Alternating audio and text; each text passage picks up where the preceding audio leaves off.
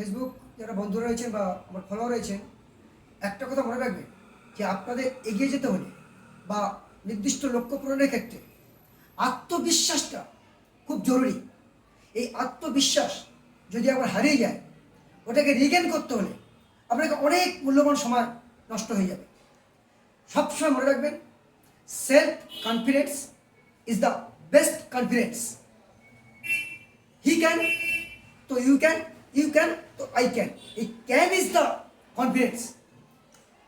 অনেক সময় আপনারা লক্ষ্য রাখবেন যে এই কনফিডেন্সের জোরে অনেক কঠিন জিনিস তারা উদ্ধারী হয়ে যায়। খেলা একটা দল হারছে, কিন্তু তাদের এতই কনফিডেন্স, শেষ বাঁশি বাজার আগেই তারা পরপর গোল করে ম্যাচটা তারা জিতে দিচ্ছে।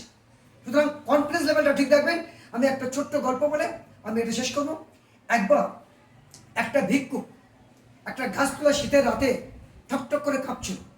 সেই সময় একটা বিলিনিয়ার বা কয়েক কোটি টাকার মালিক ওই পথ দিয়ে গাড়ি করে যাচ্ছিলেন। দেখলেন ভিক্ষুককে দেখে তার দয়া হলো। ভিক্ষুকের কাছে গিয়ে বললেন যে আমি বাড়ি থেকে খাবার আর তোমার কম্বল এনে দিচ্ছি, তুমি ততক্ষণ থাকো, আমি এনে দিচ্ছি। তারপর সেই বিলিনিয়ার বাড়ি গেলেন।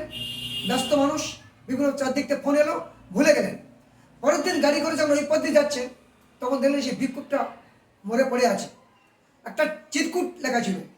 চিরকুটে লেখা ছিল, ভিক্ষুকটা মরার আগে লিখে গেছেন যে যতদিন আমার মধ্যে কনফিডেন্স ছিল ততদিন আমি সব কিছুকে জয় করেছিলাম, আমি বেঁচেছিলাম।